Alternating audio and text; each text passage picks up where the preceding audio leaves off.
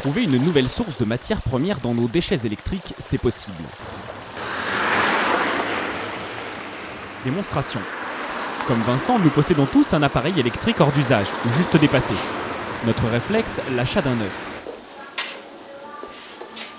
Depuis le 15 novembre 2006, la loi française a trouvé un nom commun à ces frigos, ces imprimantes ou encore ces ventilateurs qui encombrent nos caves et nos parkings.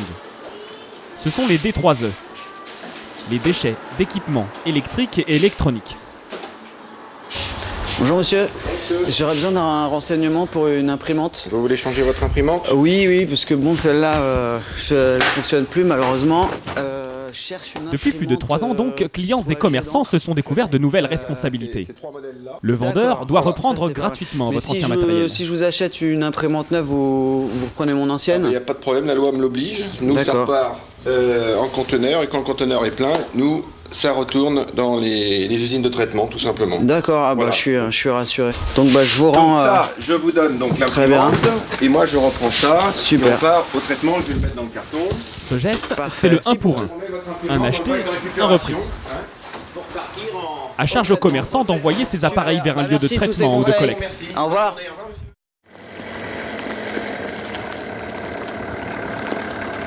À l'initiative du vendeur, son bac est transféré. C'est sur un site de regroupement parmi d'autres déchets électriques et électroniques déjà disparus de la mémoire de leurs propriétaires que nous retrouvons l'imprimante de Vincent, à l'abri des regards pour éviter les vols. Aujourd'hui, 50 millions de Français ont accès à l'un des 6000 points de collecte, comme celui de Conflans-Sainte-Honorine. Un geste éco-citoyen plutôt bien adopté. Pour autant, notre vision du recyclage reste floue. La déchetterie, c'est un réflexe pour vous? Oui, c'est bon pour le développement durable. Quels que soient les déchets? Quels que soient les déchets, oui. Vous savez ce que ça devient après?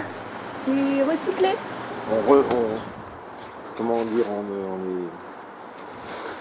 On refait quelque chose avec, oui, c'est retravaillé, c'est... S'il n'y avait pas de déchetterie, tout ça, ça finirait à la poubelle, ça se répartirait comme ça dans les ordures ménagères, quoi. C'est un réflexe pour vous, la déchetterie? Oui, tout à fait.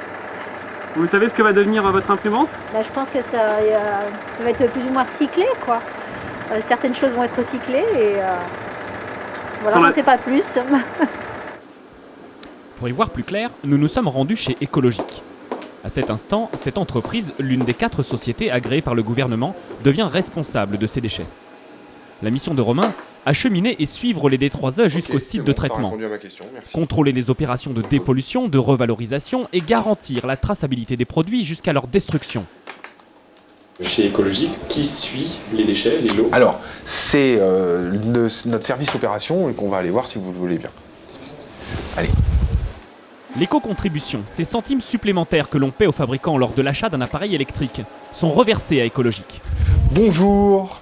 Bonjour Romain. Cet argent finance donc les opérations de cet éco-organisme qui orchestre la collecte, le transport et le traitement. Romain, où sommes-nous? Alors, nous sommes dans la cellule pilotage des opérations d'Ecologique qui est chargée de suivre et d'organiser toutes les demandes d'enlèvement vers les centres de regroupement ou les centres de traitement. Il y a un document qui permet de suivre...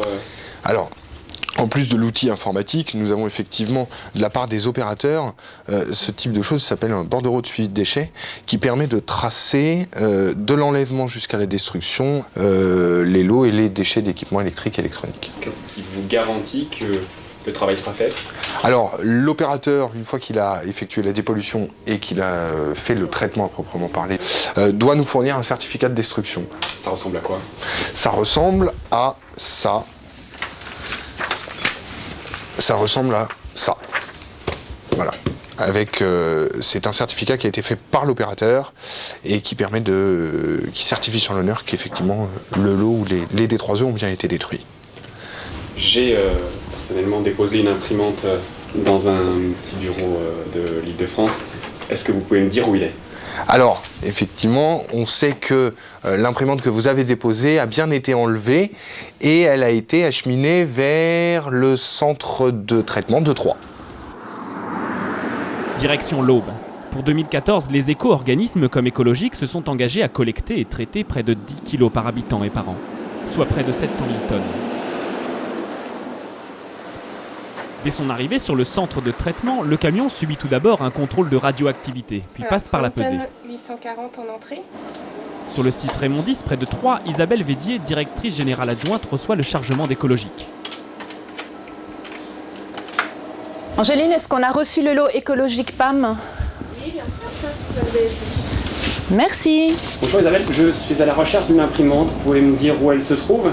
Oui, justement, on vient de recevoir votre lot. Je vous emmène tout de suite. On y va. Ici, jour et nuit, près de 60 personnes se relaient pour dépolluer des montagnes d'appareils inutiles. Parmi eux, l'imprimante déposée chez notre revendeur quelques jours plus tôt va enfin suivre le parcours idéal d'un déchet électrique. Quelle part de nos déchets est exploitable? Que tire-t-on vraiment du recyclage? Pour répondre à ces questions, nous avons suivi notre imprimante parmi les 75 tonnes quotidiennes que traite cette chaîne. Que se passe-t-il ici?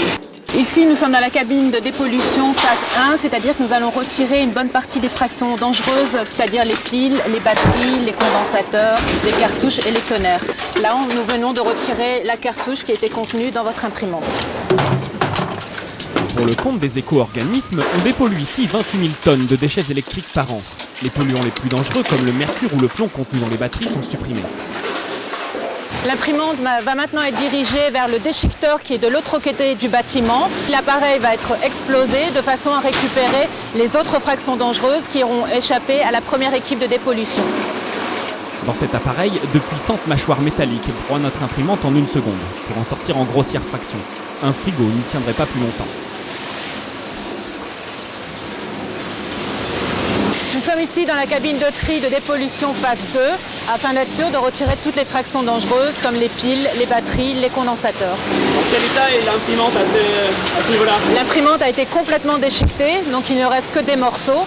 L'imprimante repasse ici mais de façon complètement diffuse afin de pouvoir retirer les fractions dangereuses. Et nous allons ensuite repasser tous ces morceaux dans un broyeur afin d'obtenir des morceaux beaucoup plus petits qui vont nous permettre de faire une séparation de toutes les différentes fractions. Parmi ces petits morceaux, les métaux ferreux sont attirés par un aimant cylindrique. Le fer est prêt à repartir en fonderie. Destination ensuite, un engin surprenant digne d'une industrie de pointe. Donc les morceaux sans ferraille sont ensuite dirigés vers cette machine qui est un trieur optique. Cette machine va nous permettre de trier les morceaux de cartes électroniques broyées de couleur verte, des plastiques et des métaux non ferreux, grâce à ce senseur qui va détecter les différentes couleurs. Le fer extrait, les circuits imprimés écartés, place au trieur fonctionnant selon le principe du courant de Foucault. Dans ce champ magnétique, l'aluminium et le cuivre sont éloignés des plastiques. Isolé, le plastique quitte la chaîne pour être refondu. Les métaux non ferreux poursuivent leur parcours. Là, nous sommes dans la dernière machine, ce sont des séparateurs densimétriques. Grâce à la différence de poids, nous allons séparer le cuivre de l'aluminium.